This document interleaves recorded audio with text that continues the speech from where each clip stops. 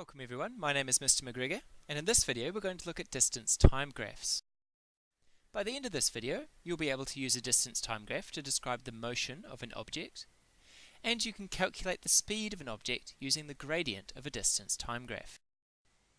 So a distance time graph has distance on the vertical axis and time on the horizontal axis, and it shows the position of the object at different points in time. Now for an example, we're going to go back to Usain Bolt. He starts his race at 0 meters, and in just under 10 seconds he whizzes his way up to that 100-meter mark. Now assuming he moves at a constant speed, we would show that with a straight line, showing that his distance increases as the time goes along.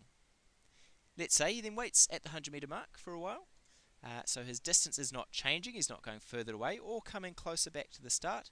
So it stays at that 100-meter mark, a horizontal line, showing that he is not moving.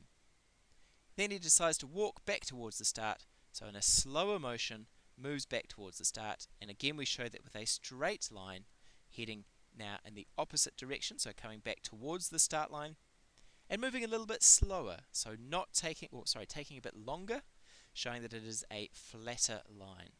And in each case, I'm going to ask you to predict which line has got a certain value.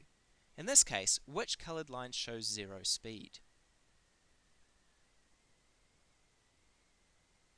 That's right, it is the yellow line showing that the distance is not moving, therefore 0 speed. What about a fast speed?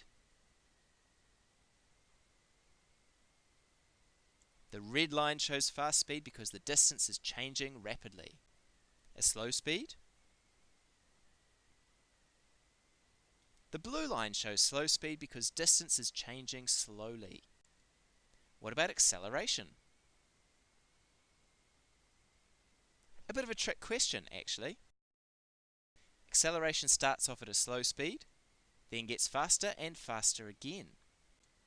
When we smooth that out, that looks like a curve. And whenever you see a curve in a distance time graph, that means acceleration.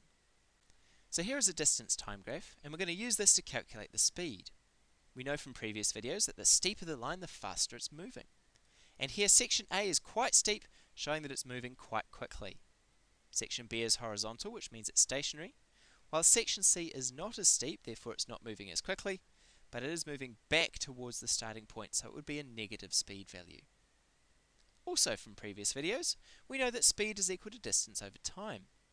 And from maths, you hopefully recall that the gradient is equal to the rise over the run. And the interesting thing here is that these two match up.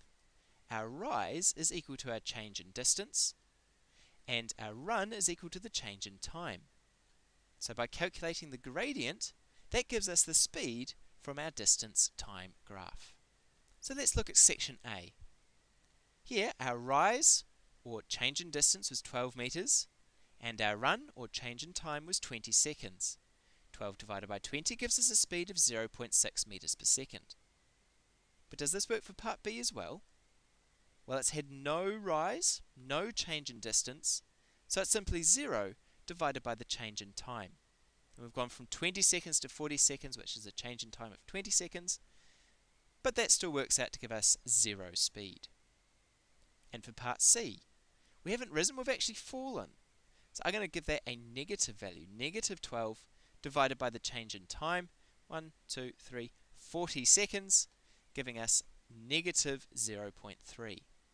The negative simply means it's coming back towards the start, and we see it's actually moving at half the speed it was in section A. Now what if we've got a curve on our distance time graph? Well, a curve means acceleration, and when we're accelerating, the speed is changing, so therefore the slope is changing as well.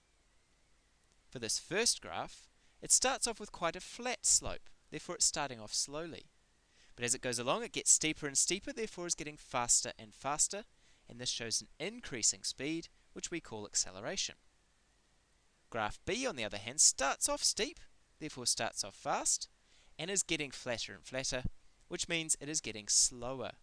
Therefore we say that is a decreasing speed or a deceleration. And it's important that you get those the correct way around. So now, if I was to show you the motion of an object, you should be able to draw its distance time graph. And if I gave you a graph, you should be able to calculate the speed of that object by calculating the gradient of the distance time graph. Thank you for watching.